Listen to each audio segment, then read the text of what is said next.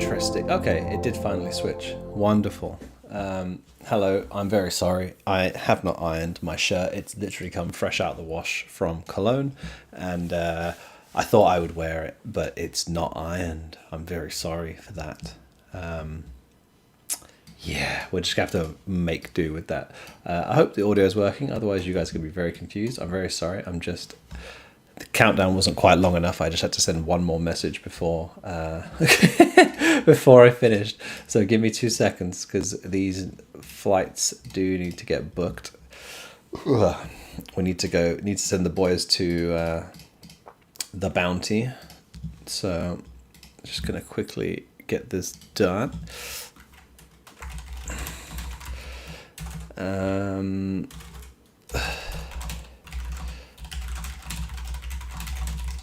Let's have a look. See, how is everyone? Let's just check in with you guys. How is everyone doing? And then we can move on in 2 seconds. Who's this? Who the hell lives in this place? This is Nick. And then the last one must be Mike. Cool. Very sorry for this bad timing.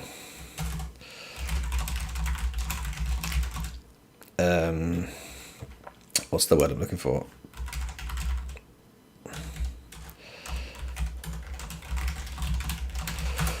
Cool. Righty ho. How is everyone? It's been a few weeks. I guess we'll open up with some apologies. I did plan and I did take all the gear with me to... Hold on, let's have a look. I'm looking very orange today. Oh, no, I'm just looking... Actually, I still look kind of orange. Oh, no, that's brighter. No, that's bright. That's bright. There we go. Right, that's as low as I can get it. Cool. Right. Yeah, I did take all the gear with me to Belgrade and to Cologne with the intention that I would do the show from both locations while we were there. However, I think the show on Belgrade clashed with a match, I believe. I believe it actually directly clashed. Yeah, it clashed with the big match. I mean, did it clash with the big match? I don't even remember when we started, but I know we finished at like 2 a.m. So I actually don't know what time we started that match in the end, but we certainly finished it quite late. Let's see what HLTV says the time was. HLTV says the time was started at 22:10 local, so that would have been an hour after the show. So technically, I could have done an hour show, but yeah, that didn't work. And then yeah, we were busy the day after that. We had the BO3 versus Saw the day after that, and yeah, things just got a bit hectic, I guess you could say. So didn't do the show the first week. The second week, honestly, to be honest, just no excuses really. We didn't have a match that day. We'd done all our game prep. We'd done all our planning. Just simply didn't do it. So no excuses there, guys. I'm very sorry, especially because we've had a lot of we've had a lot of things to talk about. I've been quite angry. Not angry. Angry is not the right word. Frustrated. I don't even know what the right word would be.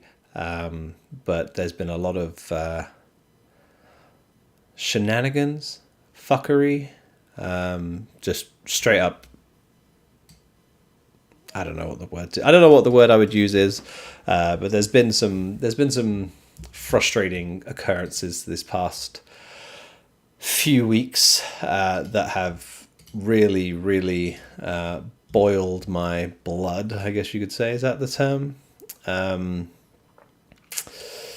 So we'll get to those when we get to them. I guess the first thing to do is recap the events. So yeah, first event obviously was Fisher, and it was our first event with Fisher. They've done some previous events. They previously did the Bet Boom Dacia events, both in Belgrade and in Dubai. So it's not their first event, but it's the first event we've been to of theirs at least.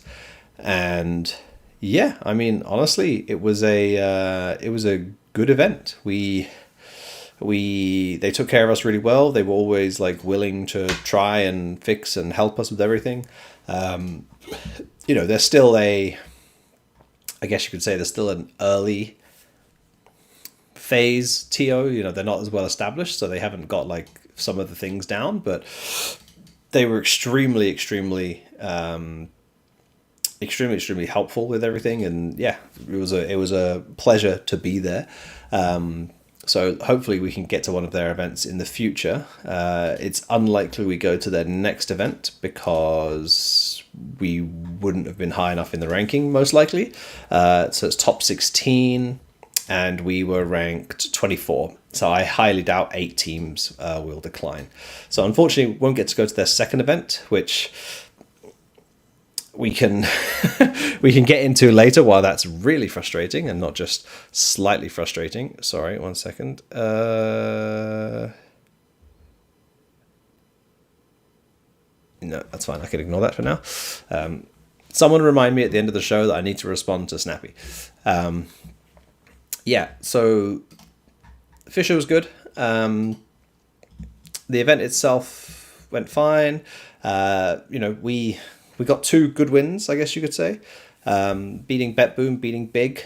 I'd say around about the levels of teams that we should be beating. I think honestly both of them should have been 2-0s.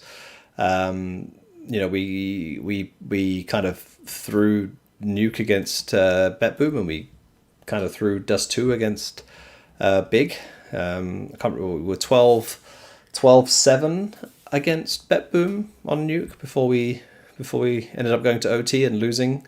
And then against Big, we were 12-8 on Dust 2, I think, before going on to lose in OT. Thankfully, we won the second and third maps in both of those series. The BetBoom was a bit more clean. There was 2 13-8s, but the train against Big went to 19-17. That was us coming back against them. So I guess you could say that was a nice comeback on that side of things, because we were 9-4 down at one point, and then we brought it back to 12-12, and then won in double OT.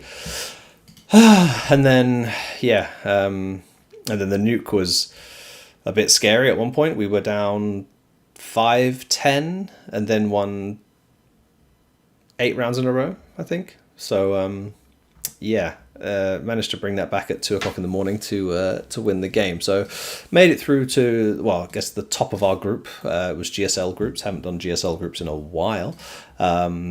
So that was good. And yeah, I mean, in all honesty, we expected to play Furia in the quarterfinal match, but saw with the upset in their final group stage game meant we played Saw, and I'll be honest, that should have been a godsend for us.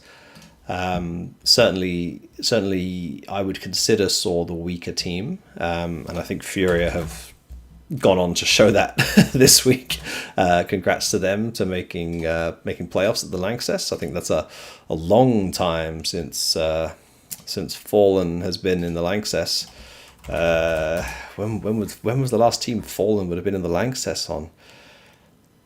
It wouldn't have been Liquid, because that was, I think the last time he would have been in the Lanxess would have been MIBR in 2019 at best.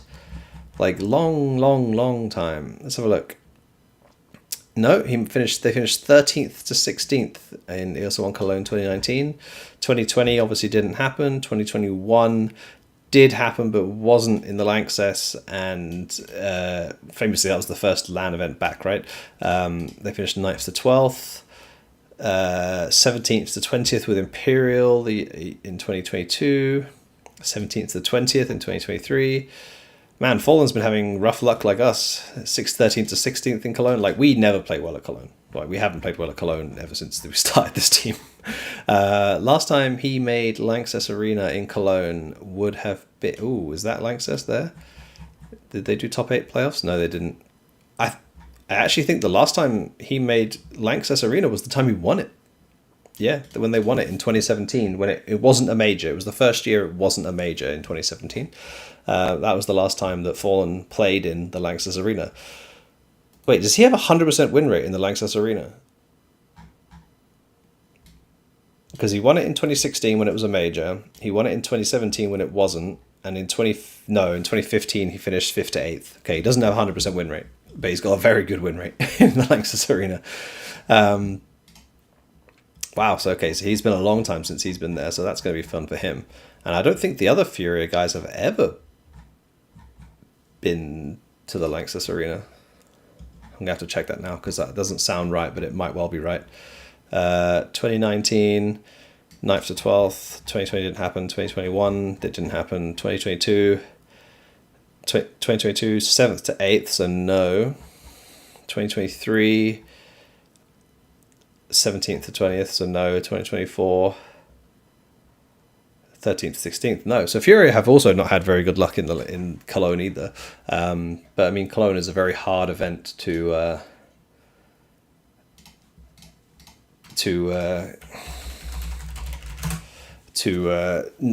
qualify for. Getting to the top 6 of Cologne should be one of the hardest events. In fact, I'd argue it's harder than making top 8 at the major, making top 6 at Cologne, because, well, there's 2 less teams, and I think the format just is pretty brutal.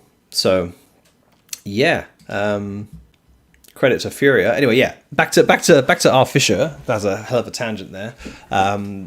Yeah, I think Saw, we honestly thought should have been a good matchup for us. I mean, it should have been a good matchup for us. I think we let ourselves down, really, to be honest. Mostly on the final map. I think the first 2 maps, I mean, we picked Anubis and they played great on it. I can't remember the veto. So they banned Train. So the fun thing about the Saw veto is we both banned Mirage. So neither of us bans it in the first round of bans. So we removed Ancient, which was the map that they destroyed us on in Cluj a while back. They banned Train, which is our best map. So we picked Anubis, which was our second best map. They picked Inferno, which I assume was their second best map. And then, we banned Dust 2, which forced them to remove Mirage, and then we get Nuke left over. So kind of a wonky veto for both of us, in the fact that we're all sort of already playing our not-so-good maps. And, I mean, we beat them on their map, they beat us on our map, and then, I mean, we were 12-8 up. I think we got a bit ahead of ourselves, I guess you could say. I think we started thinking that it was over when it wasn't, and we ended up losing in OT, double OT, I think it was actually. Beautiful bit of product placement there. Sorry for everyone. So very, very, very disappointed to lose to Saw in that way. Not because I don't think Saw are a worthy opponent or anything like that, but Saw is the kind of level of team that we feel like we should be beating. And I think with the, where we were in terms of like the match scenario at 12-8 up, I think we should have won the game. And ultimately we ended up losing. So we cost ourselves a semi-final spot at Fisher, and I mean, we would have played Tai Lu, who obviously went on to win the event, but we would get to play against Tai Lu obviously a week later, so we can skip over to that now. Switch over to Cologne, and we played Gamer Legion, who had a really rough time at Fisher themselves. Again, rough in their eyes, and for them, I think finishing top 8, same as us, is rough because they won their group, and I think they would have fancied themselves to beat BetBoom, who obviously we beat, and I think losing to them was tough for them. So both of us sort of came in feeling like we'd underperformed at Fisher, and obviously we get the news a few days before that the Valve are removing Anubis.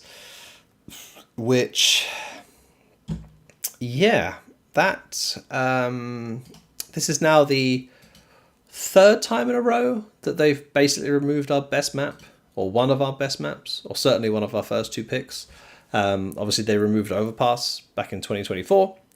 They then removed Vertigo at the end of 2024, and now they've removed Anubis in favor of Overpass. So good news is we got Overpass back, at least. I'm very happy about getting Overpass back. But Valve just needs to stop like targeting us with bans. Like it's getting a bit ridiculous now. So yeah, lost one of our best maps to pick, which again meant that the veto got a bit, I'm going to use the word fucky. The veto got a bit fucky because essentially Game Legion's permaban was Anubis. So they basically didn't have a permaban. So what did they do? They just banned our best map, Train, which they wouldn't normally be able to do in a normal veto. They wouldn't be able to do that.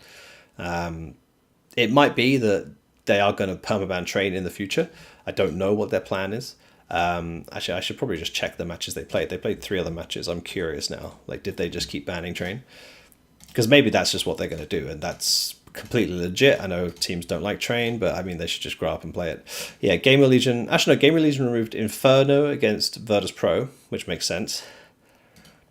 They removed Train against Falcons, which makes sense, because Falcons play Train.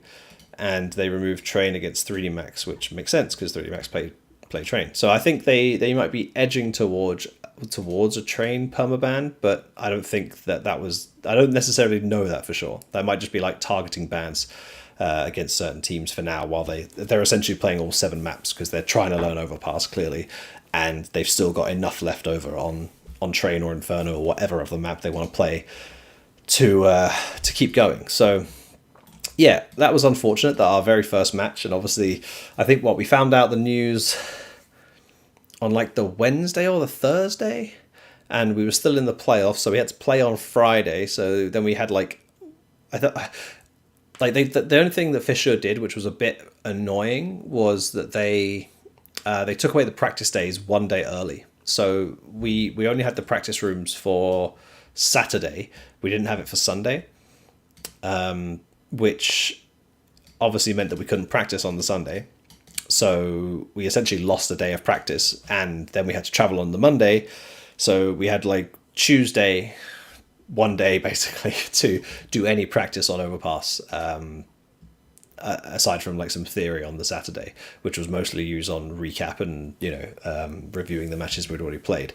So yeah, we didn't have all that much time to prepare Overpass. We knew that Game Legion would prepare Overpass, like we were very sure of that. So we weren't willing to necessarily go and pick Overpass. So we ended up picking Inferno, which just went badly for us. Like it wasn't something that we were unprepared for, but Inferno for us is like not going to be our best pick anyway. But realistically, we're not going to go picking Ancient or Dust 2 against them. So Inferno. Our Inferno looked pretty decent the week before against Saw, and against we played someone else on it as well. So yeah, we thought Inferno would be good. It wasn't. We lost. They smashed us 13-3, and then Nuke. We just couldn't get our CT side going really at all. Went 2-0 up, went 3-2 down, went back up to 4-3 up. So basically we won 2, they won 3, we won 2, they won 3, we won 2, and we just never really got enough rounds rolling on the CT side of Nuke, and that's when you play against a good team, it's basically impossible to go and win the T side like that. So yeah, 13-10, a bit disappointing, but yeah, Gamer Legion are a good team, so it's not like I feel like that's the first loss where I'm like, okay, Gamer Legion are a good team.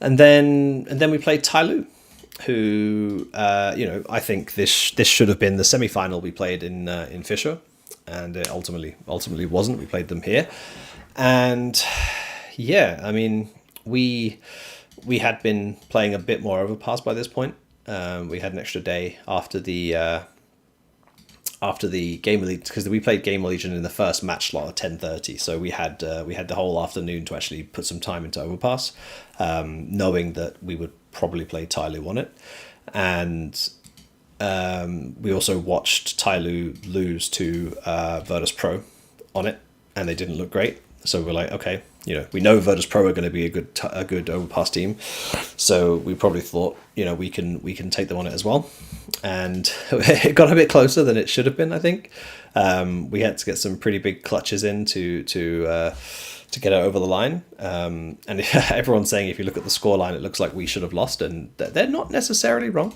I'll bring it up quickly because it was pretty crazy. Oh, that's gone full screen. Hello. Oh, the two-shot is no longer working. The two-shot is really no longer working. Okay.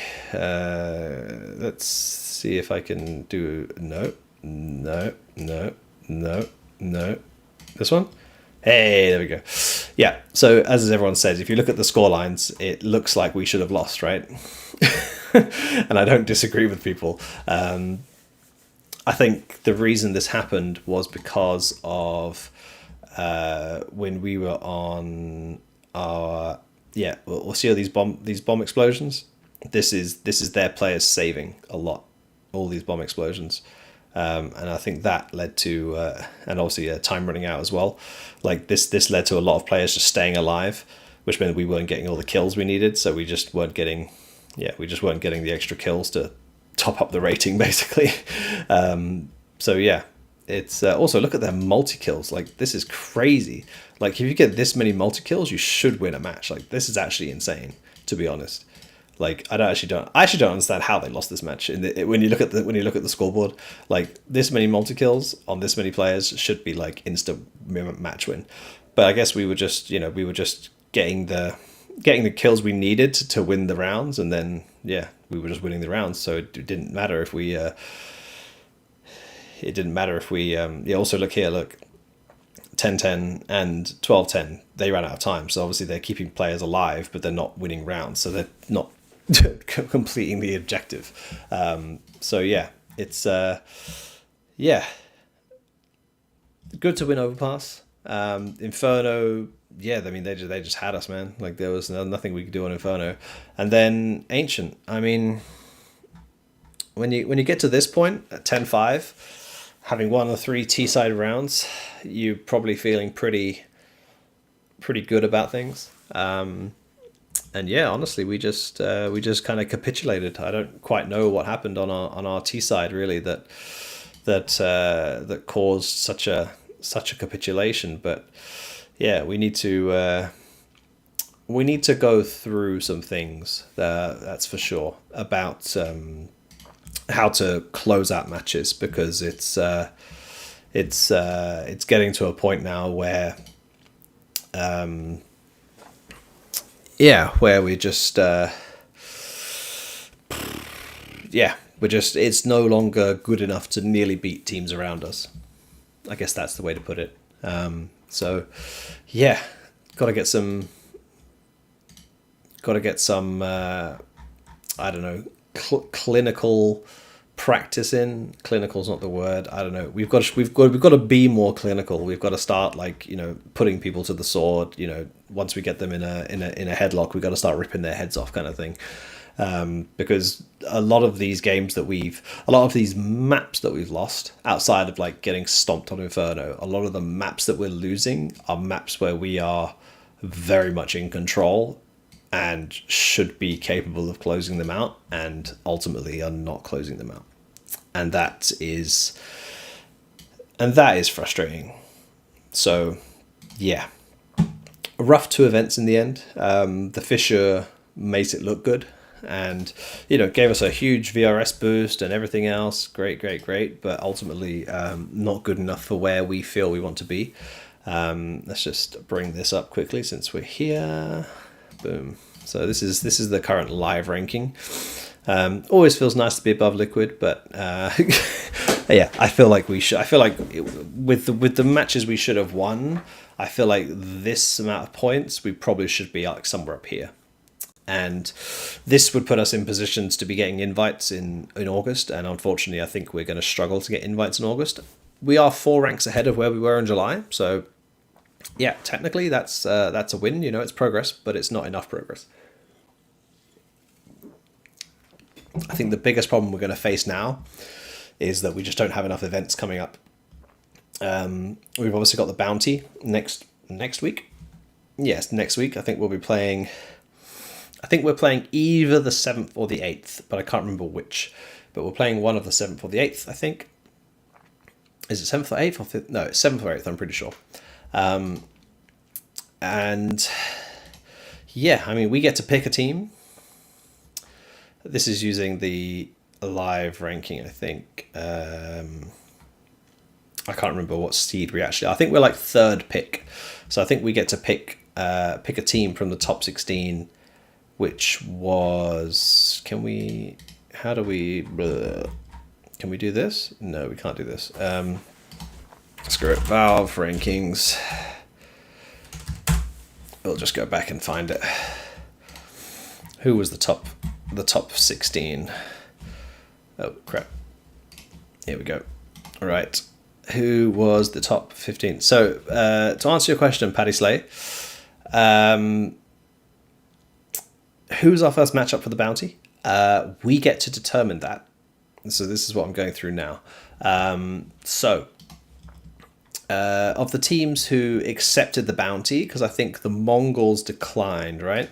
I think the Mongols declined, and did anyone else decline? No, I think just the Mongols declined. Right? Am I crazy? Is it just the Mongols? Do you know what? I think Wikipedia actually has it better. Hold on. Share this tab. Right. So I think this has it. I'm pretty sure this is in order. So Legacy are the 16th team. MIBR will pick first. NIP will pick second. We will pick third. So basically, MIBR will pick a team. Let's say let's just make it like simple. So let's say MIBR just pick the weakest team supposedly, which is Legacy. They're the 16th seed. That would be them. Then let's say NIP then pick B8. Then we would be free to pick anyone from Liquid until Vitality. So we would be able to pick like a matchup that suits us, basically. So that could well be a Liquid or a Pain, or we could be like, nah, you know what, we can beat Na'Vi. And so there are benefits to picking a better team. I'm going to see if I can find. Here we go. So this will explain it. So here, actually, this even has the seeds written on it. Thank you, Blast. This might be the one thing your website's actually good for. So this actually has the seeds on it. So yeah, let's. Do you know what? Let's get me out of the picture for this, because this is more. So yeah, we're seed 19. So the top 16 teams you can see here, they all have money in the bank. Well, so they have bounty. So they have their bounty, but they have none of it banked yet. Seed 17 will pick first. They might pick Legacy. If they pick Bait, then we can pick any team from these 14 teams, essentially. So unlucky for OG, unless one of NLG or BetBoom is walking around with the biggest ball sack you've ever seen and picks Vitality, OG are going to play Vitality. I think that's pretty much pretty much confirmed at this point. But as you can see, if we picked Legacy, we would play there for their bounty of 15,000. But if we picked Astralis, we would play for their bounty of 20,000, and then there's 30,000, and then there's 60,000. So there are advantages for picking a team who is higher ranked. I'm pretty sure if you beat a team, you get half of their bounty banked. I think that's how it works. I haven't read up. They changed the rules recently. So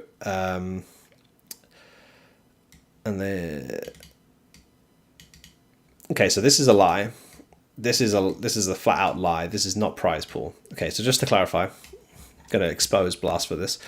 This is not prize pool. This is participation fee. So we got given $7,500 to participate in this event. It's irrelevant of where we finish. That is based on where you were invited. So the top 8 teams were given 40,000. So these top 8 teams here, so seed 1 to seed 8, we're given 40,000 to attend. Actually, that's not quite right, but close enough. The 9th to 16th teams were given 26,000, so that was us at the first bounty this year. And then the remaining teams get 7,500 just for attending. That's just for attending. So you only get the money from your banked bounty, and your banked bounty is I believe it's half of what you've challenged for. So, I mean, maybe they've got a rulebook here. I don't know if they've got a rulebook here. Actually, hold on. If I simulate the bounty, what happens? Does it tell me the amount of money we bank? Hold on, let's have a look. So let's just do this in reverse order so that we assume that the lowest team plays against the... This is fun, guys. Let's have a look. So if we assume that the highest ranked team always picks the lowest available option, then this is how it would look. I love a game against Liquid. And then let's say blah, blah, blah, blah, blah. All that happens. So you can see here now, okay, so if they win their matches, they bank 2,500 of their bounty. They bank 2,500 as a bounty, apparently.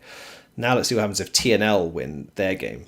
Yeah, see, look, if TNL win their game, they bank half of G2's bounty. So there is a benefit in picking a better team. Let's say OG win their game, they instantly bank 30,000. Wait, can you guys... Oh my god. Now you can see the actual tab I'm looking at. I forgot to switch the tabs. My bad, guys.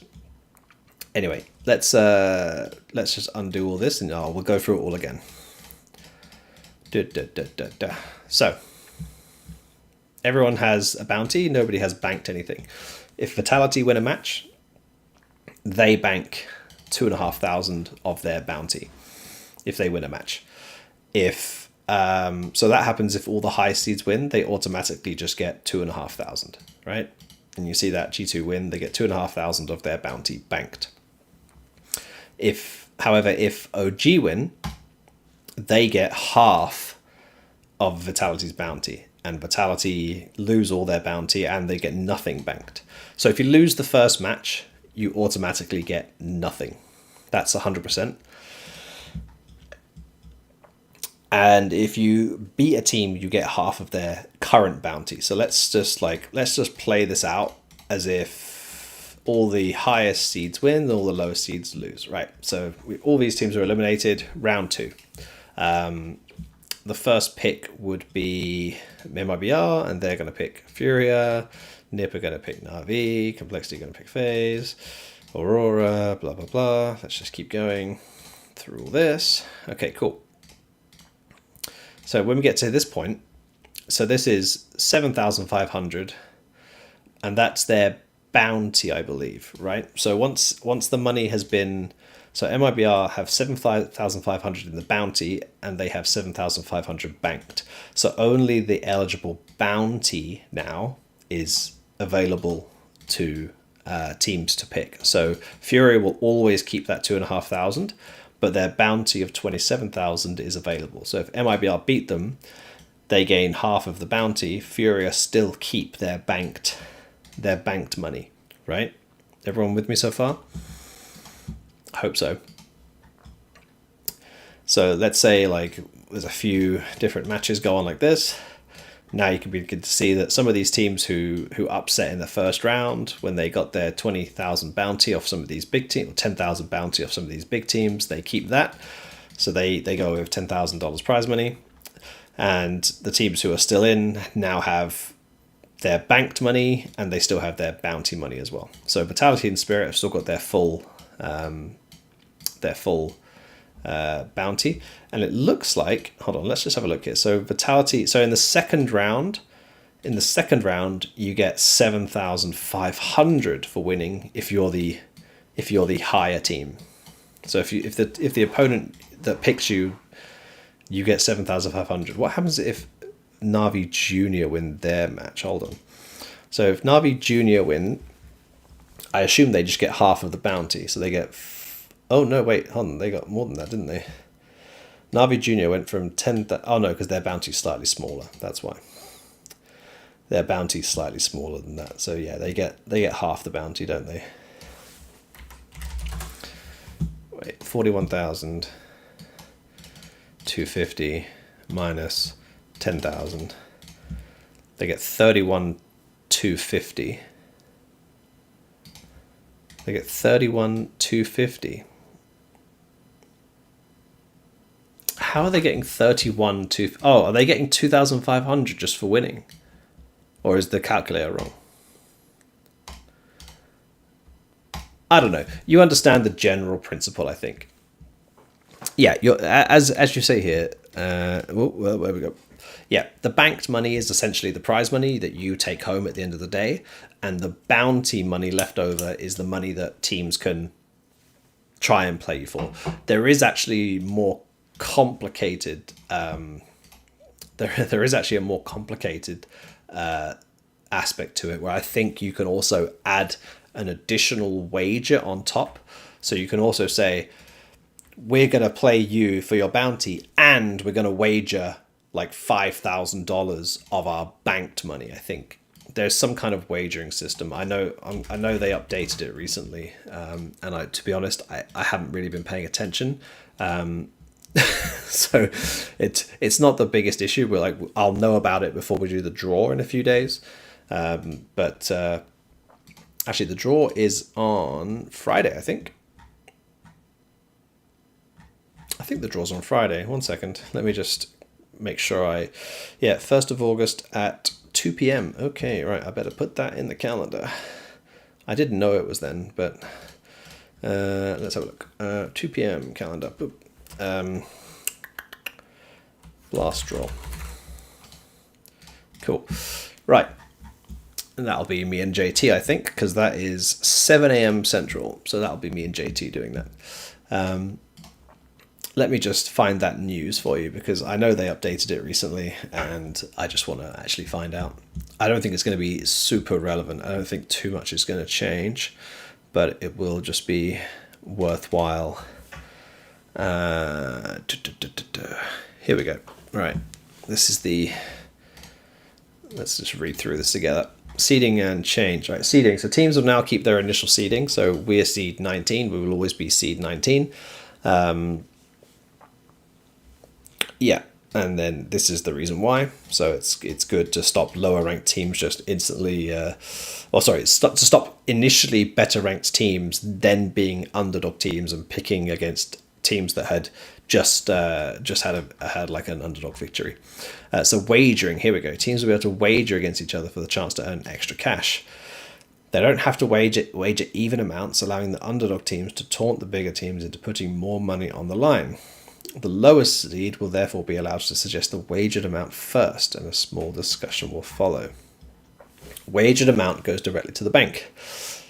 When two teams wager against each other, the amount won will be deposited directly into the bank of the winning team, rather than being added to their bounty.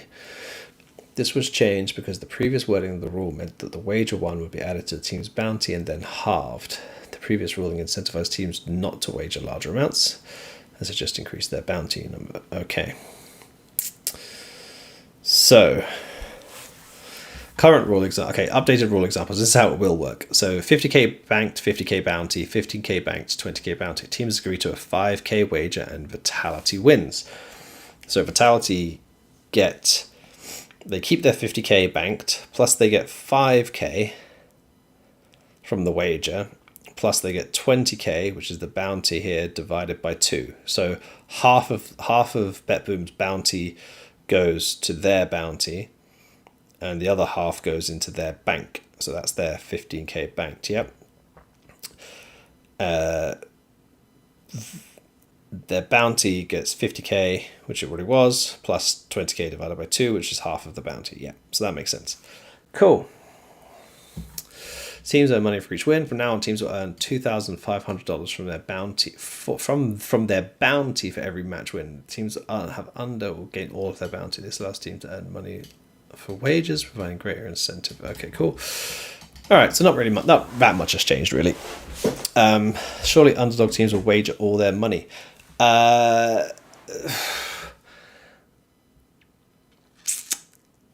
So the issue with that is the underdog teams don't have any money to wager. So it only comes into effect on the second round.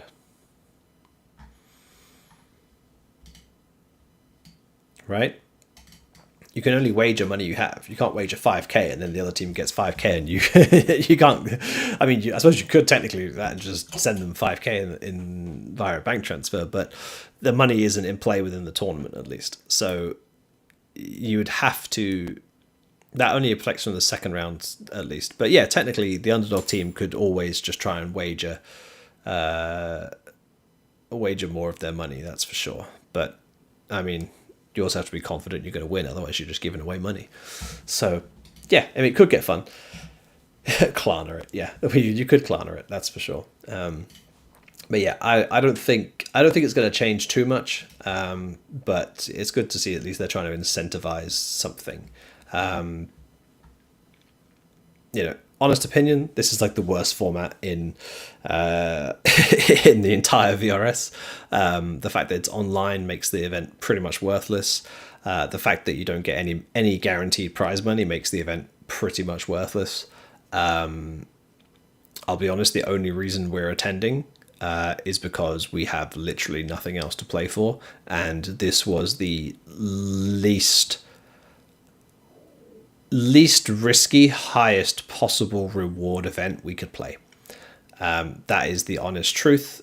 There is no getting around it. The other options we would have had to play would have been Thunderpit qualifiers, CCT, the Blast Open qualifiers, which is ironically more risky qualifiers towards a even less valuable event.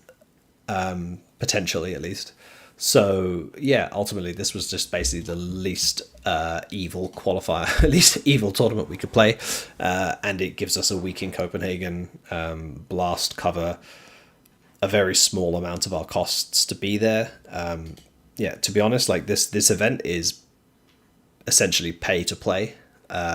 We lose money by attending. In theory, like versus our compatriots, the other teams. So yeah, it's a frustrating situation to be in, because we have to pay to go over to Europe to be online and play in a boot camp, and then Blast give us $7,500. Plus $9,000 in travel stipend. Bearing in mind that the $7,500 is given to all teams. It's given to all the European teams. So every team is getting that. We're getting $9,000. We spend more than $9,000 to go to a boot camp. Therefore, we have to then use the money from that every team gets, which means that while our European teams are making money by attending this event because they don't necessarily have to have boot camp costs, so they can just pocket the $7,500 or the $26,000 or the $40,000. They can just pocket all that money. We spend more than the stipend Blast gives us to attend. So literally a loss-making event for us. And realistically, with the prize money on offer, we would have to, at least as an organization, we would have to get like, I don't even know. Let's have a look what this works out as. We would probably have to take like, we'd have to get to like the third round and knock off like one big bounty to make it worthwhile. So, very frustrating event to have to attend, but if we don't attend this, we don't attend anything. So that is the nature of VRS as it stands right now. It is what it is. So we make the best of it. So let's have a look. I'm not going to say any team is free. I'm Lubinator. I don't know if that's like a German version. I don't know. Lubinator. I don't know what your name is, but no team is free in this tournament. That's for sure. There might be some teams that match up well against us. We'll have a look at it in the meantime, and we'll try and figure it out. But Yeah, no team is free. That's for sure. I think that's getting a bit ahead of ourselves. You know, if we can't beat some of the teams, or we're struggling to beat some of the teams that are below us in that seeding that we can't pick, then saying that any team above is that a grey hair? Oh my god, that's a grey hair in my beard. Oh my god, no. Like, I've got a few up here. Like, I know that I'm struggling up here, but in my beard, I can't have that. That's going to get plucked after the show. Just me having a midlife crisis midstream is always fun. Yeah. I'm just double checking that I booked these flights for the right people. Hold on. That does say the right person, and that does say the right person. Nice. Let's go. Alrighty. What next? Right, let's get to the topic that really boils my blood. Actually, there's two topics. Let's go for the first one. My favorite place on earth. Valve's GitHub. Valve, please, can you distribute these slots? The season is underway. Teams are accepting invites. Teams are declining invites. Teams do not know what the frick they have to achieve to attend your next major. Every team would love to attend the major. What they would like even more, well, maybe not even more, but certainly right now what they like is to know what the goalposts are. Like, what do we have to achieve? What are we playing for? Please, Valve, just distribute these slots. Just put them in there somewhere, please. I beg you. Right. Rant number 1 over. What's next? Okay. Rant number 2. Let's just see if we can find it. It'll be here somewhere. Star Ladder, Star Series, Budapest, LAN group stage replaced with online qualifier. The tournament organizer will streamline its event in order to minimize scheduling conflicts. Go fuck yourself, Star Ladder. And Valve, you fucking allowed this to happen. Fucking disgraceful. Utterly disgraceful to allow this to happen. Star Ladder, you should be ashamed of yourselves for allowing this to happen as well. The fact that this is now the second event that's now removed a LAN group stage from their event, the first being Blast Fall Open, Blast Open Fall, whatever you want to call it. This alone is bad. What is the icing on the fuck you cake is that they changed all of the slots to EU only. EU only. They changed all the slots to I keep clicking the fucking tweet. They changed all the slots to EU only. So what was it? 16 teams being invited for a LAN tournament is now 4 teams being invited to a LAN tournament. Sorry, 16 global teams being invited to a LAN tournament with qualifiers. There was also a North American qualifier for this event. So what was one North American team guaranteed plus invites is now no North American teams guaranteed and no North American qualifier. Like, that is fucking disgraceful. Like, that is so utterly disgraceful that they can just remove the global aspect of Counter-Strike completely, essentially, from their event because they decided that they weren't going to get good enough teams, or in their eyes good enough teams. They were just like, nah, fuck it, let's just fuck them all then. So the reason why this is so important is because this event takes place, if you see down here, Fisher Playground 2, September 12th to 21st. Star Ladder, well, okay, the dates have changed now because this is just the LAN portion, but this Star Ladder event was, when you include the Europe closed qualifier, which is now moved, annoyingly, it's now in August. But like, this event used to be like the 13th or something. And these two events overlapped. So if you had 16 teams getting invited to this and 16 teams getting invited to this, you would invite the top 32 teams in the world. Now, 16 teams are going to go to this, 4 random teams are going to go to this, and it's just the top 20 in the world. So how do you expect there ever to be like turnover of teams? How do you ever expect non-EU teams to ever achieve anything in this industry, in this ecosystem, if they're just going to get continually rolled over and fucked by decisions like this? Another one. Thunderpick World Championship, 2025 closed qualifier. All these slots got changed to Europe. They used to be global. So now, the only way you can qualify to this event as a non-European team is from qualifiers that have already fucking happened. At the time they made this decision, these qualifiers had already started. Like, we'd already declined invites because we assumed that these would be slots that were open. And now they're not open. So how does that make sense, Valve? Can you please tell me how you allowed this to happen? Like, how did this happen? I don't want to bring up the emails I have with Valve on this, but let's just say that I flagged this stuff to them in May, like the first week of May. I think it was like the 5th of May. I flagged that this event like didn't meet the TOR. It was like, it didn't make any sense. They then took 2 months. So after both sets of qualifiers had taken place, to then basically go, that's fine, let's just cut everything out. But the teams, the non-European teams who are already qualified, they can stay. But there's no other way for non-European teams to now qualify.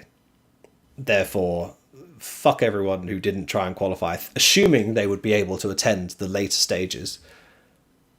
Like, it's just a complete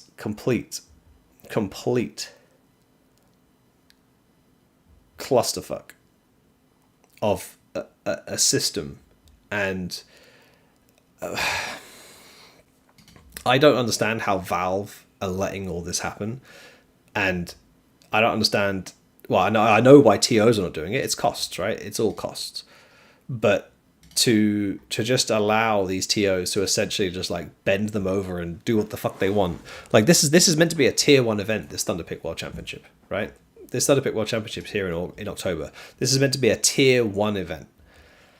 So that means that they have to have like all their stuff announced a year ago, or back in like, what, I guess for an October event, it's 10 months. So they'd have to have their stuff announced on the 15th of January. And now they're just being allowed to change the entire qualification system.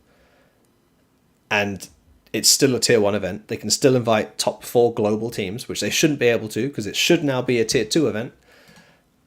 And yeah, they just completely killed all the global slots, except for the ones that were already decided, and now nobody can go back and try and qualify for. Like, utter shit show, completely disgraceful. Thunderpick should be ashamed of themselves. Valve should be ashamed of themselves. Yeah, nothing more to say really. What else do we have on that also changed? CAC got demoted to a tier 2 event, but it's not currently. I mean, I know that Liquipedia has it listed as tier 2. Was it here that they did it? No, it wasn't here. But yeah, this is now a tier 2 event. So like, these invites have to start at 13, but it's still going off the July ranking. So I don't know how far down this is going to go. No information on these qualifiers. Kind of a shit show, but I don't know if teams are going to want to go from China to Bucharest to China. In fact, they can't go from Bucharest to China. Like, that's almost impossible. So teams might just try to go China. Teams might go to Bucharest. Other teams will go to Thunderpick. Like, this whole section here, like, how many teams are going to want to go from Pro League straight to China? This whole section here is kind of crazy, but it's also after the major cutoff, so no one's really going to care. But this Fisher and Starladder thing is just a complete disgrace. The fact that Starladder were allowed to essentially. They essentially just completely changed the qualification process for a bunch of teams, because teams that were expecting to go to one of these 2 events, based on the declines they'd made throughout the season and based on everything else they've done, like leading up to this point, have now just been left with nothing in September. Like, there's nothing else they can qualify for in September now, because they could have played the Thunderpick World Championship close qualifier, but it's now all European. They could have played the style out of Budapest, but it's now all European. They obviously can't play ESL. Well, some people can play ESL Impact League, but we obviously can't play ESL Impact League. And the style out of the Pro League stuff has already happened, so we can't play. We already declined the Pro League qualifier. So this North American closed qualifier, we'd already declined this before knowing if we could actually, because we assumed that we could attend this event. Now we can't, so now we have no event in September. Like, the logic would have been like, hey, we don't have to go to Pro League because we can go to Star Ladder or Fisher, and we've lost both of them. All because Valve has no fucking backbone and just lets TOs boss them around and say what the fuck they want to do. So that really pisses me off, because they are actually having a negative effect on the integrity of their own ecosystem by allowing this to happen. Like, Valve is actively damaging the integrity of their own ecosystem. Like, this is unbelievably infuriating to me. How this can happen. What else have we also declined? I think by the time they announced this, when did they announce this? They announced this on the 14th of the 7th. I think we might have still had an option to play this technically, but we weren't going to play this anyway.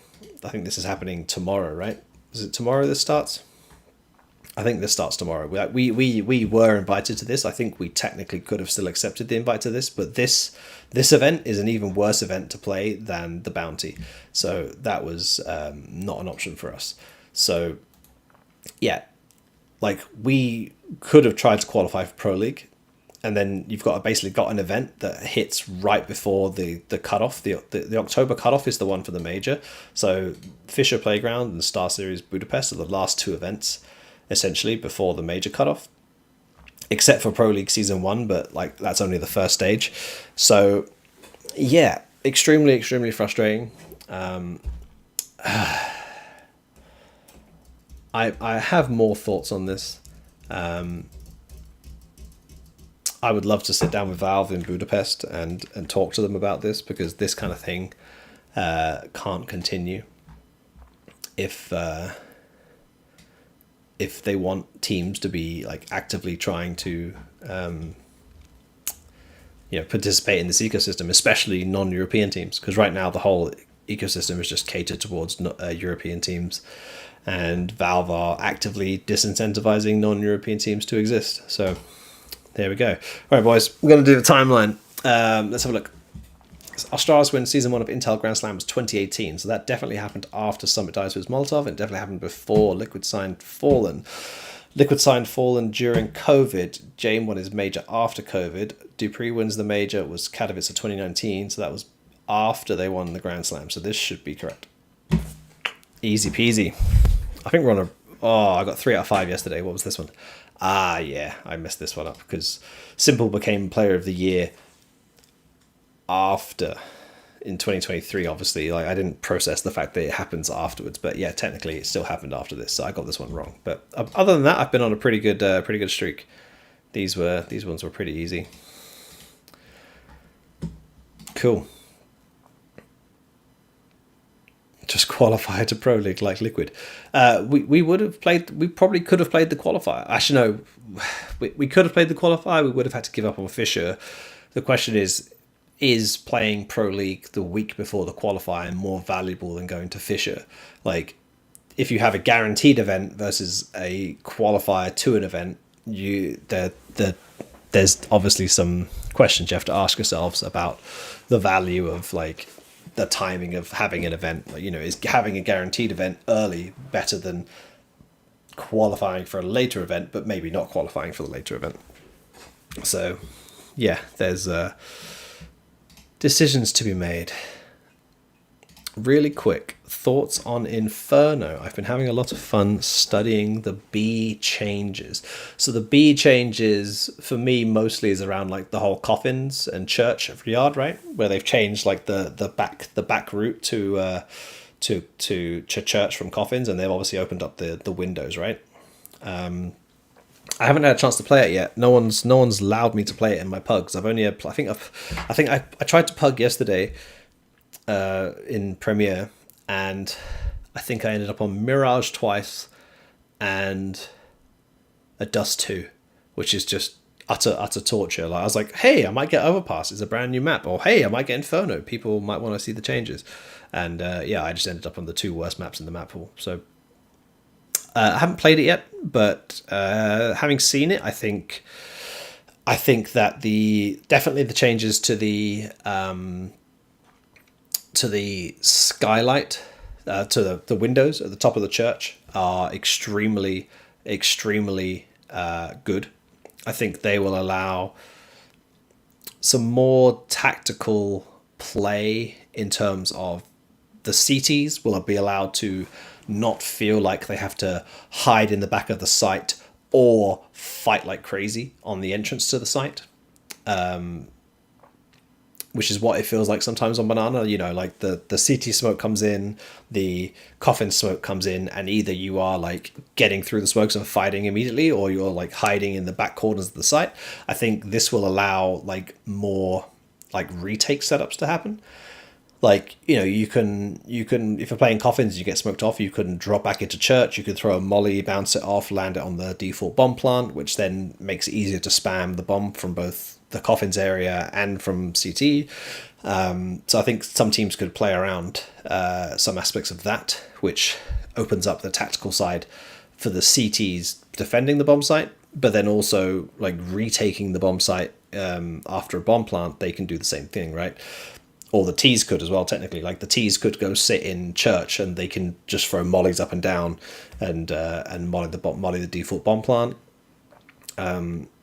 So yeah, I think there's definitely some good changes which might at least make that bomb site a bit more interesting.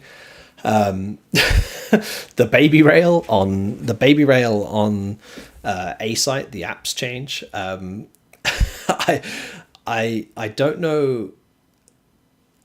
I mean, I know what it's meant to do. It's meant to make apps pops a little less powerful, because now players can't just strafe out the door, like looking at sight and shoot. Right now, they have to jump at some point. They have to move. They have to change. They have to basically not be able to shoot straight while they jump, which makes it a little bit easier for the CTs to like get that second they need to react and to shoot and stuff. So I think that's good. I think Halls pops could be quite dangerous, but I don't think it's as necessary as the changes were on B. As of yet, haven't had a chance to play Inferno, so I don't know how how depressing that rail is going to be when I'm playing CT and like trying to like play in and around apps and like trying to like micro in and around and like watch short and stuff. Like I feel like it shouldn't get in the way a lot. I don't know if they should have done like just one side or the other side. I guess they have to do the long side, so you can't just strafe out onto the roof bit. But then the short side would make it not really. Then teams would just barrel out and go straight down the short side, right? So I don't know. I don't know how that's going to play as a CT. Like if you're trying to play on the balcony kind of area, but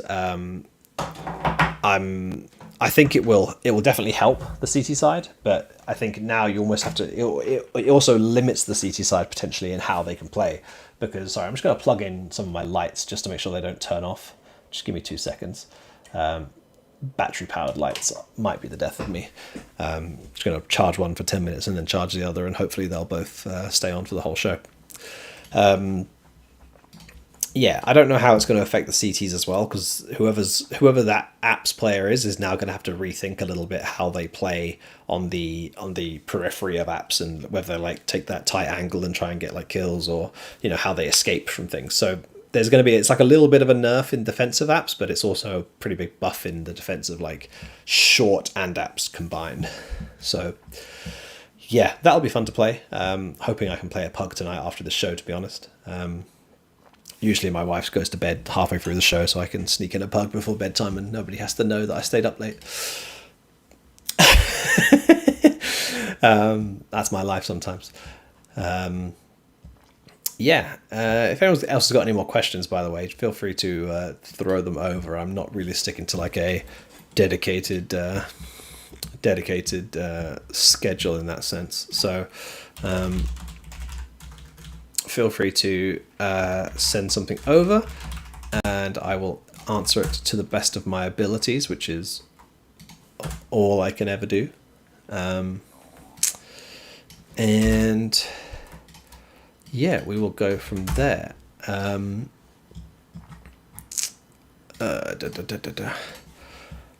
What else was there that I had on my list to talk about? I guess we can talk about the... I made a tweet recently. I made a lot of tweets recently, but I made another tweet recently about my favourite friends from HLTV. Let's see if I can find it. I made a few tweets about HLTV. Some of it was their fault, some of it was not their fault. Some of it Blast are still liable to fix. Will Cole participate in any of the NAECL Cups? Floofies, that entirely depends on whether the NAECL Cups make any sense for us to play. We got invited for the first one, we declined. The reason for that was... Hold on. I'm going to have to remember what the reason for that was. The reason for that was... Let me just find the dates for it. I'm pretty sure it was dates related. So let me just double check that. 8th to the 11th, 31st. Why did we decline that? So the first week of it is during Blast Bounty, right? It starts on the 11th of August. We're in Europe, so that's why we didn't participate in the first one. The second one is the 8th of September. So it's the day after Knoxville, and it's during the Fisher Budapest thing. Yeah, it will depend if we get any invites to these other events. But yeah, the first one starts on the 8th of starts on the 11th of August, which is during the Blast Bounty. So we only fly back. Sorry, I got my dates mixed up. It's the 11th of August, not the 8th of the 8th. But yeah, that's the day that if we don't make it through the first stage of the bounty, that's the day we fly home. So we won't be able to play. And if we do, then also we can't play either because yeah, we'll be in Europe. So it should be noted, and this is coming to quite a shock to some of these teams. So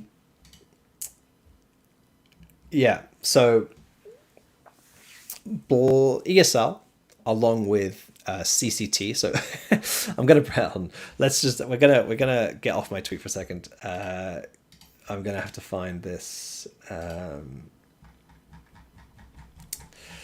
Where is it? So some of these TOs have been getting pretty frustrated with some of these teams have been getting pretty frustrated with teams who accept invites to their events and then later on down the line then go, oh no, sorry, actually we're not going to play. Which I wholeheartedly understand. I think that's quite reasonable to expect that if a team accepts an invite to your event that they're going to attend that event. I've got no issue with that at all.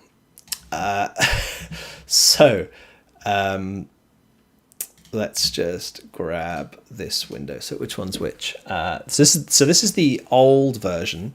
This is the old version of CCT's team replacements. If a team cannot for any reason participate in the tournament, a replacement may be attributed to the next highest ranked team available in BRS using the same filters. CCT reserves the right to deny any team a replacement if it is deemed to disrupt the competitive flow, schedule, or integrity of the event. In such time, the original team will remain in the bracket and all remaining matches will be forfeited until the team is officially eliminated from the tournament. So, that was the old version. The new version is... Oh, wait a second. And then the new version is this one. And the new version, very specifically, once a team has confirmed its participation in a CCT event, they reserve the right to deny any withdrawal requests. Any team attempting to withdraw before being officially eliminated from the tournament may be subject to automatic forfeits. In accordance with Valve's TOR, just for the record, there is nothing in Valve's TOR about forfeits. This is bullshit. They're just lying or don't understand it. Like, there's nothing in the TOR about forfeiting a match. Like, that is just straight up bullshit, grade A bullshit. This makes no sense. Forfeiting a match may result in a loss of VRS points. It will result in a loss of VRS points. It will not may result. It will result in a loss of VRS points. CCT bears no responsibility for any penalties, point deductions, blah blah blah blah blah, as these are enforced by Valve. Sure. So yeah, teams are expected to fulfill their obligation to the tournaments, blah blah blah blah blah. So CCT clearly have had enough of teams accepting invites to their events and then going, actually, I don't fancy playing their event this week. So basically now they're saying, hey, once you accept the event, you're going to be on the event page and we're going to put you in the bracket. And if you don't turn up to your match because you fucked up or you can't play or you don't want to play, then you get a forfeit. Forfeits in VRS are quite bad. Like, in some cases, you lose up to 30 plus points for doing this. So pretty rough. So ESL are doing the same thing. So this is relevant for you, Floofies. So this one's good. What is the clash? Hold on.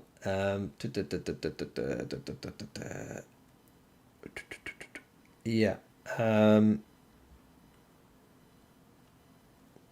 Yeah.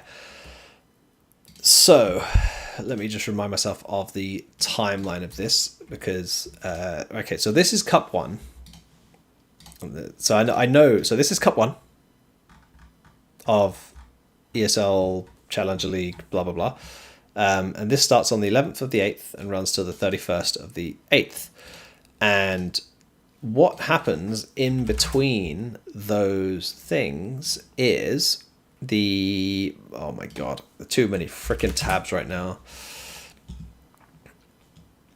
If you ever want to get like an idea of what like a manager has to go through on a daily, weekly basis, this is what it is. So this qualifier here, which starts in 2 days, starts on the 1st of August, so it starts on Friday, has NRG, M80, Wildcard. They're probably the big three. Probably NRG, M80 right now, because Wildcard seems like a bit of a weird situation. But I mean, stands back, so they might have something. But yeah, let's say it's probably one of these two. So one of these two wins this event, and they qualify for Blast Open Fall. Blast Open Fall takes place on the 28th until the 1st of September. Now, do you see the issue here? If you have to be in Europe between the 27th of the 8th and the 1st of September, you will miss the finals of ECL Cup Season 1. ECL Cup 1. You'll miss the final, right? Because that will take place during this.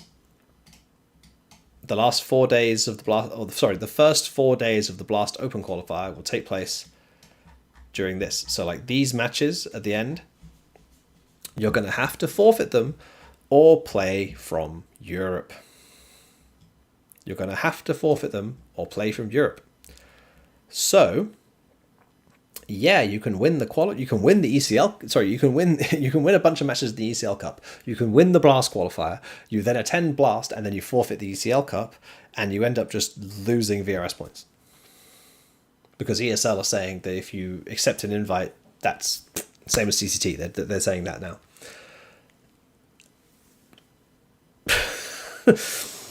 all of a sudden, I just want to say, like, I've been a massive hater of teams double booking themselves. Like, I know we got it a lot in Europe.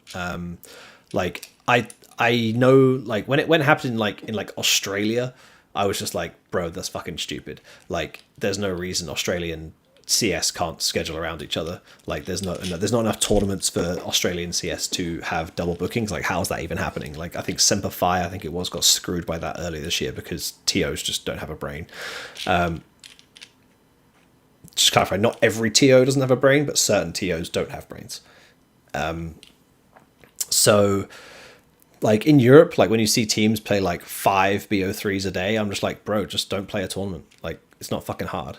Like, don't complain about the situation you put yourselves in.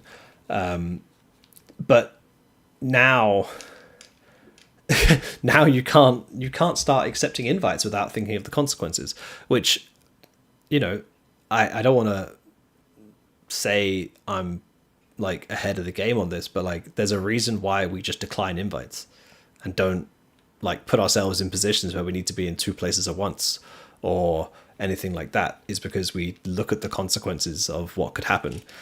We also read the rules of of the tournaments to understand, you know, oh shit, this could negatively impact us. Yeah, so I think there's a few teams here that could be quite heavily negatively impacted should they qualify to the Blast event, which is already a bad event to attend anyway because it's online. So even if you, I mean, for like the NA teams, it's not so bad because it, like, worst case, they get an upset win. That upset win will probably give them more bounty collected and opponent network than any loss would give them, but it's still extremely minimal points available, and the likelihood of any of the NA teams making it to the LAN portion, which is top six basically against like Cologne level teams, is unlikely. So essentially they're playing to not lose points in like the first rounds and hoping they can get like a big scalp, which is essentially gambling at the end of the day. That's the reason why we didn't play it, is because it's just not worth it to gamble like that. Then even if you make it to that event, you then have to forfeit the ECL matches or play them on 130 ping, which basically is a loss. And then you don't qualify for the ECL Cup. And if you lose those ECL matches, you're probably losing like 20 to 25 VRS against the teams you'll lose to. So some teams could end up negative 50, 75, negative 100 points if they're very unlucky in their Blast campaign as well.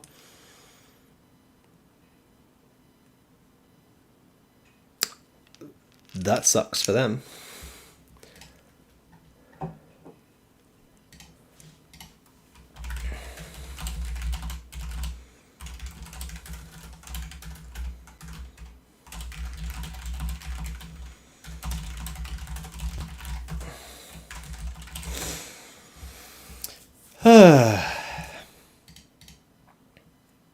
This is the fun of VRS and the current ecosystem. I also, silly me, I forgot something. Who does this not affect? It doesn't affect the European teams, because the European teams are already in Europe. They can play their ECL Cup online. They can just play it online. Like, as long as they don't get directly scheduled on top of each other, which is unlikely, or I'd like to hope is relatively unlikely, then, I mean, I'd like to hope actually they just schedule on top of each other and you get fucked. But yeah, the truth is I don't really care, because it's Europe, and European VRS doesn't really matter that much to me anymore. But yeah, I like to think of this as a bit of a correction. I do have some level of empathy for non-European teams, because you only get so many limited chances to play in some things, and to lose out on that opportunity because you did qualify for something else is a bit shitty. But at the same time, like, I respect DSL basically saying, like, no, you accepted the invite, like, you have to play. Like, I think that's reasonable.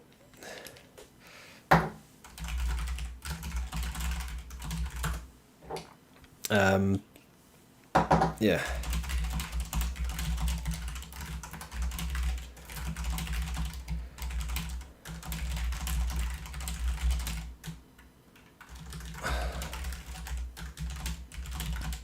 One second, sorry.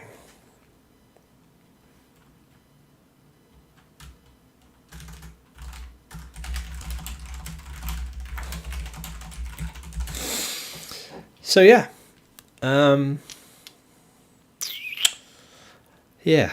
Overall, I'm happy with the development of TOs, like not letting teams fuck around with like invites and just accepting multiple invites and then being like, oh, actually no, could you take us out of the qualifier or could you take us out of this tournament because we double booked ourselves? It's like, no, you double booked yourselves. Like the matches at the match time. Show up if you're ready.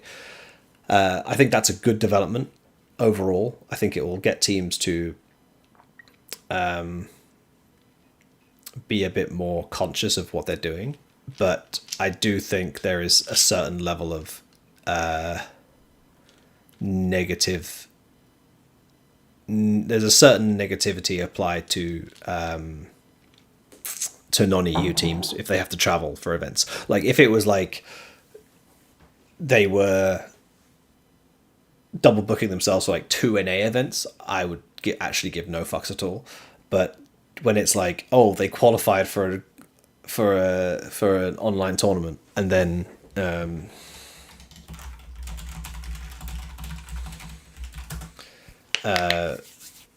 they can't play, then I was like, well, yeah, I think that's just unlucky. So yeah, I think this will not be the end of it. On a side note, this ECL bracket is ridiculous.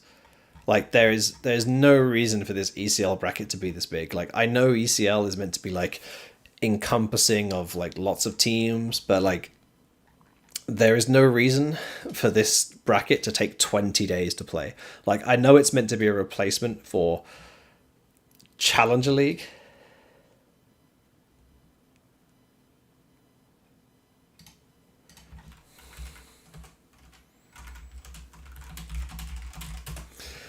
Like I know it's meant to be a replacement for Challenge League, but there are 4 of them. I don't think that it needs to be this big. I certainly don't think it needs to be this long. Like this is just an insanely sized bracket. Like it doesn't need to take 20 days when there's 4 of them. So I think for me, like some of the issue is just ESL's bracket is just too big. Like I don't think there's any reason to have 24 teams in this bracket. I think 16 would have been fine. Yeah, I think even 12 would have been fine, to be honest. Like I don't think these tournaments need to be this big. The fact that there's 4 of them, like ECL is meant to be the pinnacle of your region. It doesn't need to be 24 teams deep. Like advanced can be big.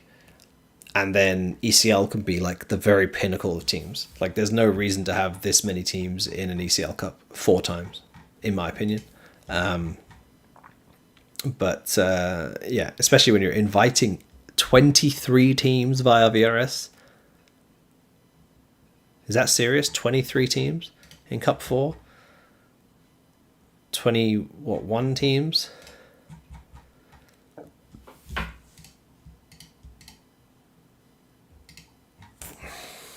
Yeah, I don't know. We'll see. It will all figure itself out. Would winning ECL give more points than not qualifying at Blast? Winning the ECL Cup itself would not... Wait, when you say not qualifying at Blast, do you mean not qualifying at the online event in Europe, like against the big teams? Or do you mean not qualifying for the Blast qualifier to that event? Because technically the Blast is now 2 qualifiers. So there's this qualifier, which is the qualifier to the LAN finals, which is the top 6 teams. Like winning at this event for like if you're this team and you get paired when you will get paired up against a Spirit or a Mongols or something like that, you'll get paired up against one of these big guys because you're the third lowest seed. By default, you have to be one of the lowest 4 seeds. So you definitely play Vitality, Mouse, Spirit, or Mongols in the first match if the seeding is still that by the time it gets to in August. Then yeah, winning against one of those teams will give you more points for sure. And having also won against all your direct rivals in the Blast Rising qualifier will have given you some points. But then you'll lose 2 matches, and then you'll also get forfeited in Blast, so it'll probably end up being a net negative. Sorry, you'll end up forfeiting the ECL Cup, so it'll probably be a net negative. So, okay, there are too many damn qualifiers.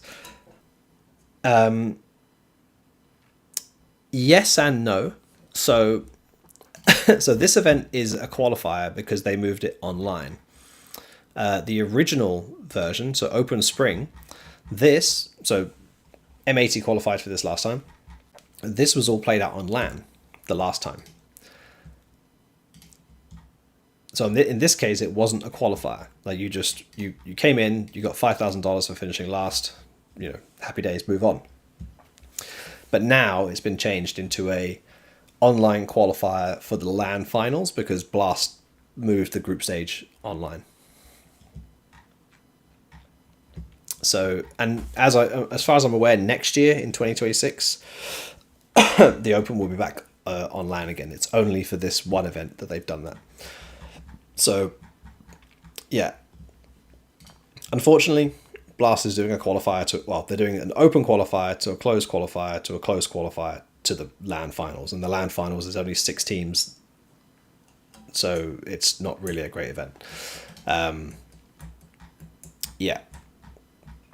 Sucks for this time around. But yeah. Things will figure themselves out, I'm sure. But yeah. Anyway, to answer your question, Floofies, that is why we're not playing ECL Cup 1. It's because it clashes with the Blast Bounty. That's actually crazy. So it clashes with the Blast. Wait, hold on.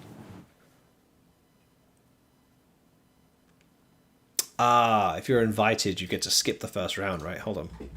So if you're invited to Cup 1, I assume you skip this first round of matches. You must do.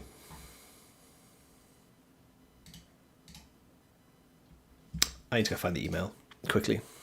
Hold on. Who sent me this email? I think Matt Olive did. Who sent me? ESL Pro League season? No. This one. Cool. They didn't send the schedule, did they? Matches to be played at 21 EDT. Okay, they actually didn't send me the schedule, so I don't know if we would have played. I just had a thought.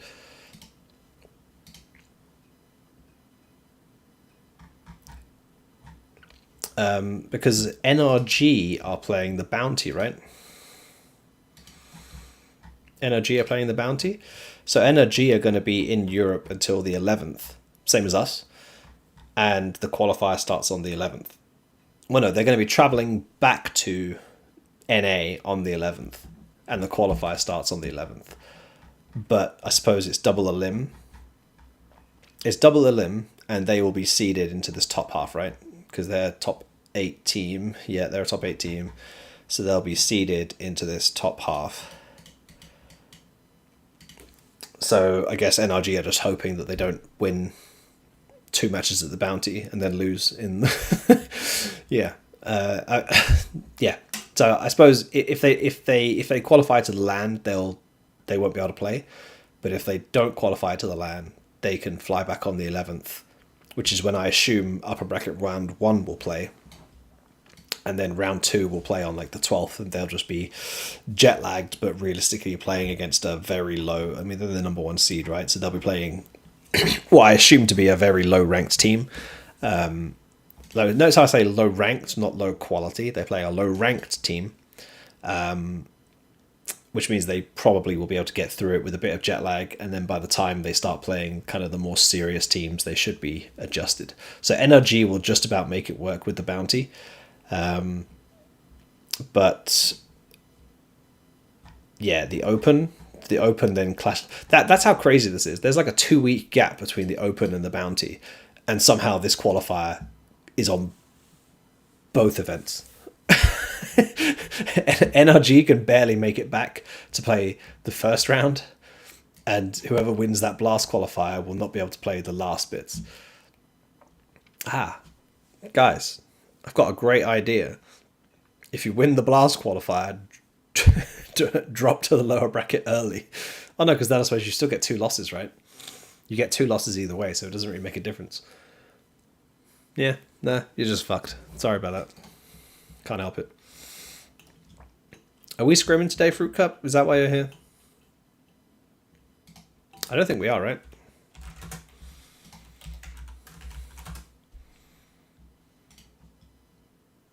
You're still on boss, right?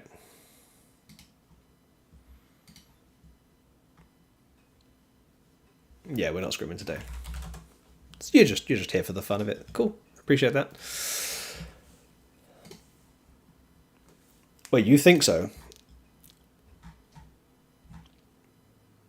No, you're not. Well, you're not on my list. Whether we are or not is another question, but you're not on my list. Tomorrow, yeah. Don't say what maps it's on. Don't tell people too much.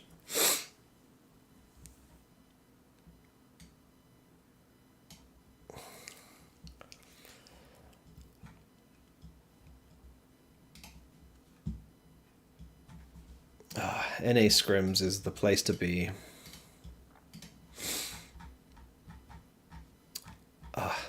My calendar always gets so messed up when I look at my calendar in Europe, because the scrims end up at the start of the day after, because they go through midnight. So every time I look for the scrims, I have to look like on the other day, but in the morning at 2 a.m. and it's just confusing. Ah, dear. Alrighty. Where are we at? Oh yeah. So in other news, and this has now been fixed/changed, which is correct. So I just want to clarify. I wrote this message because what they did at the time was wrong, but what they were trying to do was right. Let me explain. So HLTV changed the pricing on their event pages for stage 1 of Cologne from slots the next stage to a $28,000 value. That $28,000 value is equal to the prize money of the teams who were eliminated in stage 1. Right? So it's the prize money earned in stage 1 that was the $28,000 value. Yeah. So this change is specifically the timing was a bad problem. The problem's been known for a while. I don't know if I click this. Can you guys hear this? Not anymore. Let's say that was just taken seriously. Isn't that effectively a tier 2 event? Can you guys hear this? What? No, because tier 2 events get the full value of their prize money as you pull. Oh, right, yeah, of course. The trap card's been activated there. Got no idea if you Well, can we hear this. could solve this by including the stage 1 in the fucking event page on HLTV and call it just all Katowice, and then all the teams would get 100% of the points. But look, that's up to Well, no, even if you take that away, like at least put their prize money to the amount of prize money that the teams in that stage who are eliminated earn, which is more than 0. So that was me on HLTV Confirmed, I think back in February. I can't remember exactly. But I suggested this exact fix, and I'm massively in favor of this fix. This is the right thing to do. It's the thing that should have always been done. It's been known to HLTV for a very long time. It's been known to Valve for a very long time. And it is the right change to happen. The issue, we can skip over. Well, I suppose we don't have to skip over this bit, but I'm gonna post this into. Do you know? I'm gonna be slightly lazy, and I'm gonna post this tweet here by Jesper Larsen. This is my best Danish accent, which I believe in Danish would be his name would be Uknul, or something along those lines. Danish is a horrible language to talk about, but I'm going to post his tweet in Twitch. If you guys want to go read it, you can go read it. If you're on any other platform, I'm very sorry, but I'm not going there right now. Anyway, you can go read this tweet. It's a very in-depth version of what I wrote. But basically, depending on the prize pool, you can look at this thing here, depending on the prize pool determines your event weight. And that event weight determines how valuable the matches you play at that event are. So $1 million is 100%. Like, you think of these as percentages. So 0.5 is 50%, 0.33 is 33%, 0.25 is 25%. You get the deal. So if the prize pool has like 0, it gets defaulted to 1, and that equals 14.3%. And depending on how much prize money you add, determines the event weight. And he actually put another screenshot here. So initially it was this. So IM Cologne had other, which basically means 0, so 1. So it goes back to that 14.3%. And the main event of Cologne had 1.25 million, which is technically wrong because $28,000 is actually distributed in the first stage.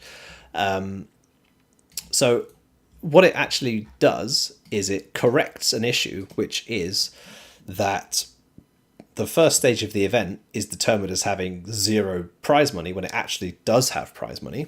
So it's undervaluing the first stage of the event, which means that matches played by the teams who arguably need the points the most, the teams that are at the lower end of the ranking, because Cologne invites the top 8 teams to the main stage, and then the next 16, so ranks 9 to 24, go to the first stage. Those are the teams that need the ranking points, and their matches are then undervalued. So this is the change that needed to happen. This is correct. The issue with it was the timing, because they did it basically as the event started. If they do Cologne, then they have to do the same thing for all future 2-stage events. So this would include ESL Pro League. So any team that declined an invite to play a qualifier for ESL Pro League, thinking, oh, the first stage of ESL Pro League is lower value and now it's higher value, well, that's a massive issue, because they now may want to accept that invite because, oh, the value is increased. Same thing for Blast Open Fall, which is the first stage is online, but now has prize money attached to it. So it's actually more valuable than it was before you declined the invite. That would have been something that would have affected our decision making, for example. Like, we probably would have played the NA closed qualifier, the one that starts in like 2 days, for the Blast Open, if it had the higher value matches, even though it was online. If it had the higher value matches, then it could make more sense for us to go, because the risk is still the same on the bottom end, but the reward is so much higher. It would have affected the Blast Bounty. Technically, in theory, some teams will end the online stage with prize money, so it should affect the Blast Bounty. The main issue with that is that they're making a change that affects the quality of the events and the rewards you can get from events after the ability to determine whether you participate in the events had passed. So you couldn't go back on the decision now that they've materially changed the value of the events. There's 2 issues with this. One is that decision should not be able to come. Sorry, I'm just going to switch my light over so the other one's getting charged now. The first issue from that is that decision should not come from HLTV. HLTV should not determine the value of an event in the ecosystem. The second part of that is obviously that it should have just not been done at that time. Another weird question is, does it get backdated to include previous events? Like, does Austin stage 1 and 2, which still contributes to the current VRS ranking, does that count? Does that get backdated with the updated value? So that was the issue. HLTV went back on their word, essentially. Not went back on their word. No, sorry, that's correct. Scrap that. They didn't go back on their word, but they went back on the decision. So, like Blast Open London has gone back to land final spots, and IEM Cologne, the first stage, has gone back to stage 2 spots. They reverted it for now, but what they have correctly done, I don't know if Valve have approved this, but I believe the Budapest Major now has the prize pool correctly sent for stage 1 and 2. So stage 2 is 80,000, stage 1 is 40,000. And like Krakow next year, 28,000. So they fixed it for events that haven't been invited for already, which I believe the only ones this year that still have that is actually Budapest, and then obviously into 2026. So they have made the right decision in the sense that they've made the decision to change it, and they've made the right decision to revert the change for the current events that the attendance is already predetermined, or there's no way to undo your decision to attend the event.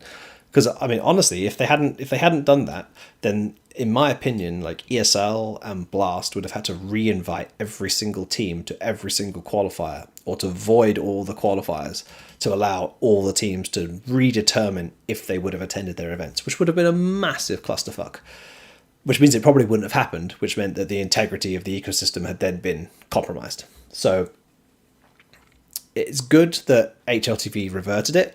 It's bad that they thought they could change it themselves. It's bad that they thought they could change it at the time they changed it.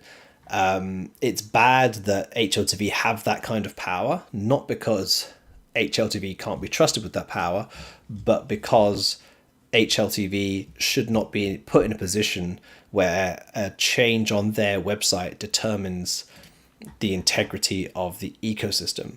Like, Valve need to in-house this for it to work properly, and they haven't. So a number of issues relating to this, which, yeah, it's all quite frustrating because it's all things we already know, and nobody seems to want to make a difference with it. So, all right, we got one more. Okay, I'm going to have to be careful about how I display this to you, because I don't want to display any materials that are not for public consumption. So let me just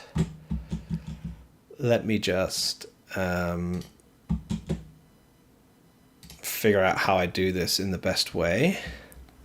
This one's a good one. This one's a real doozy. This should be bigger news than it is, and I don't know why nobody gives a shit, but it's a real fucking problem. Let me go back and find the first email, because the first email is the one that did it all. Oh yes, of course, it's this one here. They've been ignoring me. So, on the 17th of April, can I share this with you? No, I can't share this email with you. On the 17th of April, I mean, there's nothing confidential in this email. I just don't want to share the email because I just can't be bothered getting in trouble for accidentally sharing confidential information if they consider this confidential, even though all of the information is very clearly just normal. So on the 17th of April, 2025, we received the invitation to the Blast Austin 2025 Major. First of all, it's a bit of a piss take calling it invite when we literally won the qualifier. Like, inviting the team that wins the qualifier is like, no, we qualified, like, you didn't invite us. So it's very grandeur of them to do that, but like, we won the qualifier, so you didn't invite us. They invited us to the Blast Austin Major, and they attached a rulebook. They said, by accepting the invitation, you also accept the terms and conditions laid out in the attached TPA and rulebook, which they have now... Oh, Blast, you're in fucking trouble now. Oh, no. They have now removed... Oh, no. They're trying to cover their tracks. Assets.blasttv/blast/TV_Austin_Major_rulebook PDF. They have now removed this file. Oh, I was ahead of you, boys. So, if we go to Web Archive, you will see on this website that 2 days ago, I made a snapshot of that rulebook. Oh, Blast, you're in for it now. I made a snapshot of this rulebook because this is the rulebook they sent us in the initial email.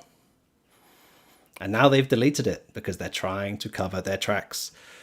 I've got them now. So, when this eventually loads, I do just drastically hate how much the Wayback Machine takes so long to load. Here we go. Cool. Blast Austin Major Rulebook. This is the one that I captured. Well, someone captured it on the 7th of April, apparently, but I captured it on the 28th of July. This is the rulebook they sent us. So this is Blast Austin Major Rulebook. And this rulebook, if you scroll down to this page right here, where is it? This one here has pricing, stage 1, 9th to 16th, which is 9th to 16th of stage 1, $5,000. See that? $5,000. Now, if we then go to,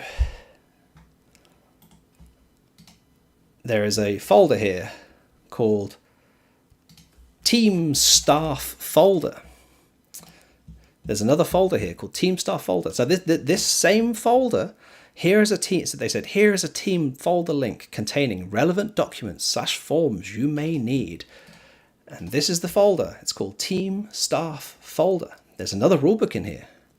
And it is from the 8th of April 2025. James uploaded it. Let's go into this rulebook. Bear in mind, this is the same email they sent us. Same page in the rulebook. Pricing, stage 1, 9th to 16th, $5,000. Beginning to sense a pattern here, aren't we? So, now if we scroll down a bit further, if we keep scrolling, a bit later on, when they sent us the schedule for the event, they sent us a tournament document. Okay, now this tournament document doesn't say anything about being confidential, so I'm gonna share it. This tournament document right here has a link to rulebook. You see the rulebook here? If we click that, they've deleted that one too. Interesting. Did I save this one in the Wayback Machine? Let's have a look. Let's have a look if I did. I think I did, because I think I'm smart enough to do that. Oh, look at that. So this is Assets, Blast TV, Rulebook, Blast Austin Major, Rulebook V2, PDF. So this is the V2. This is the same one that I just clicked in their document. Look at this, 28th of July, 13:59. I created a snapshot because I had a feeling they might delete it. And it looks like my snapshot didn't work because it says access denied, even though there's 2 captures on it. That's very weird. Why is that not working now? Oh, that's frustrating that V2 is not working. I did download this rulebook, and it looks like another version got captured actually here in April. So this is the V2 apparently. The way you can tell if it's V1 or V2 is they removed Taiwan. So if Taiwan is not there, so Taiwan is not listed as a country. So this is V2 of the rulebook, and you will notice that the prize money in this rulebook says stage 1. $5,000. $5,000, everybody. So you'll be shocked to notice that when you go to the results page of the Blast Austin Major, which I'm going to have to go this way around because it's a pain in the butt. June. Oh, it's gone too far now. The Blast Austin Major, stage 1, you will notice, has no prize money associated to stage 1. Why is that, you ask? Why would the prize money not be there? Because Blast TV Austin Major. So Blast have their own page here for the Blast Austin Major. This is on their homepage. And there's a button here called Show Me the Rules. And on this rulebook, this is the only version of the rulebook that they sent, which they never sent to teams. They only ever put this publicly in this one place. Says, prizing, stage 2, $10,000. Where did the stage 1 prize money go, guys? All the prize money that you promised us vanished, disappeared. Blast have got some questions to answer. In fact, I'm going to try and get them to answer them tomorrow. I'm going to call them up because this is fucked up. The fact that they are trying to cover their tracks. And the fact they're trying to cover their tracks after I saved their rule books. So now I can provably determine that they've now deleted them after I asked them the question of, hey, where's our $5,000 prize money? Is essentially an admission of guilt. So Blast, if you're watching the show today, please feel free to give me a call in the morning. If not, I'll give you a call in the morning. I think that's how we're going to end the show, guys, because this really, really grinds my gears, actually, that Atio would essentially go back on their prize money after they've got us to agree to the prize money. I'll be very interested in Blast's response to this whole scenario, because it's quite provable now, having already saved those documents, that that they have now tried to cover up the situation by deleting the documents, which just makes me laugh, really, because especially now I've shown you guys all on stream that those documents exist, and they can't delete this stream, and I'm going to save a copy of this stream just to make sure they can't delete the stream. Just for everyone who is watching, this is the 30th of July. It is currently 22:51 in Europe. That is the time I made this stream. Yeah, this is going to be a fun one to figure out, because Blast have clearly fucked up, and now they are attempting to cover up their fuck up, and they're doing a really shit job at it. And there's now 8 teams that are going to be $5,000 worse off than they should be because of that fuck up.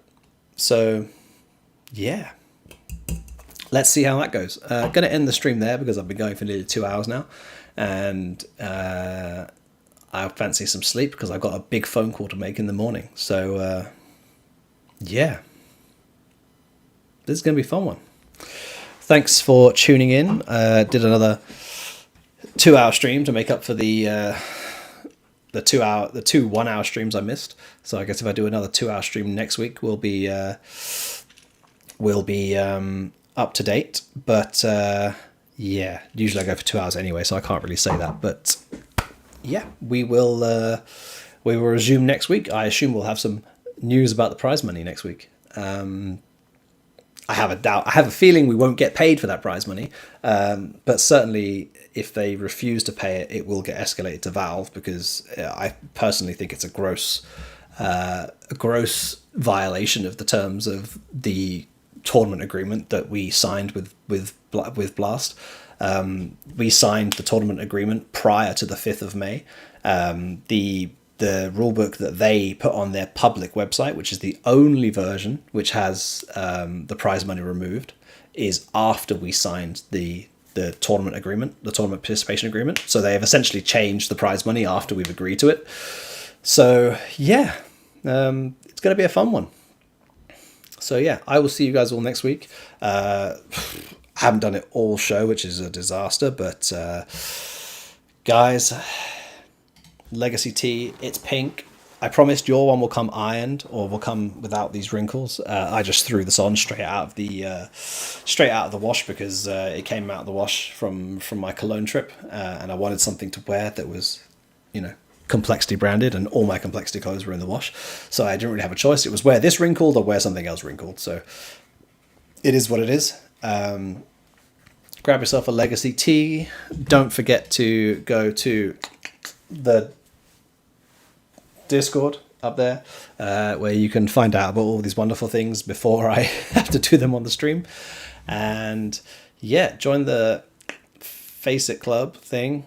I don't know when our next community night will be, but I believe we plan to do some more community nights so you guys can play with our wonderful pros. So we'll try and do some community nights in the near future, but I don't know when they will be yet. I don't know when we're going to have time in North America. Probably end of August would be my guess. After the bounty sometime we might have some space, so yeah, we'll try and do that. And yeah, I'll see you guys all next week when